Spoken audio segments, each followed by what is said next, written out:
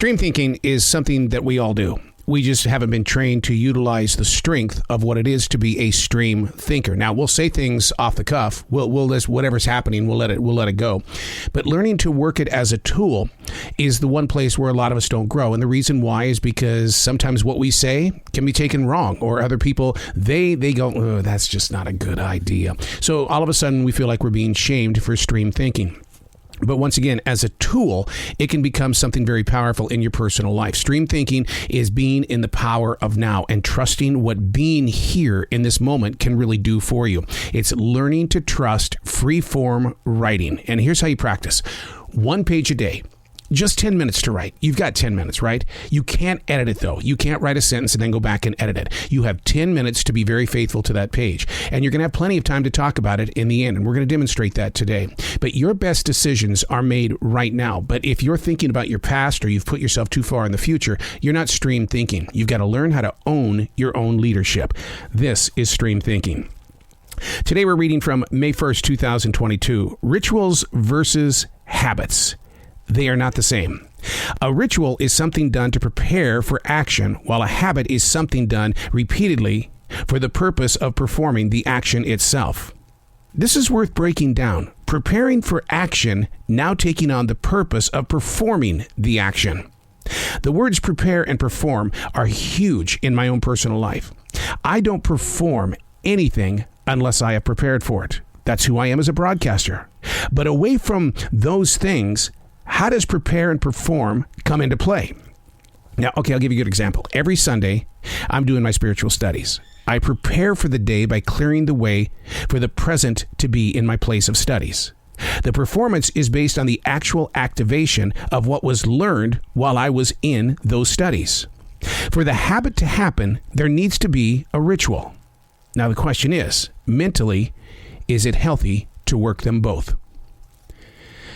That's a tough cookie. Rituals versus habits. I've often accused myself as being a daily writer by way of habit, not necessarily by ritual. Habit because I have done it every day since July of 1994. That's a habit. But in reality, when you go into the pages and you really start studying the words that do flow by way of stream thinking, then you go, wait a second. It's more of a ritual than it is a habit, because the ritual has a deeper meaning, whereas a habit, you just do it just to do it. And that sort of writing stopped a long time ago. That was, you could go back to, let's say, 1996, and you'll probably go, yeah, he writes like it's a habit. But as you get closer and closer to the new millennium, as I matured as a daily writer, all of a sudden you begin to realize that the way you think, the way you act, the way that you do things with others is more of a ritual than it is a habit.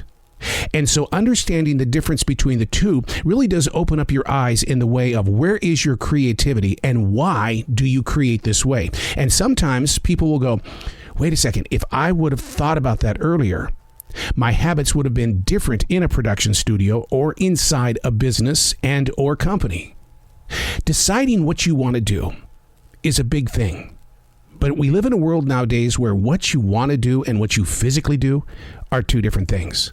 So many people spend millions of dollars on an education that they're never going to use. And so now what's happened is a lot of people have backed off going, well, there's got to be something else I got to do because I don't want to invest in this and I don't even get to do that. The way I look at my radio career is the same exact thing. I put 43 years into being what I wanted to become in Los Angeles, not Charlotte, North Carolina. But halfway through that journey, I realized I don't need LA to be where I have to be, because my ritual was there's a deeper purpose to what you're doing in broadcasting, and it's not being a showman. It's about taking yourself into the community deeper and using your skills as a broadcaster to be face first with these people. So I fell in love with my community, therefore I couldn't leave my community. So the broadcaster in me, the habit maker, is the one looking back going, dude, you coulda, woulda, shoulda. Whereas the ritual person is going, you're fine. Thank you so much for being truthful to your destination.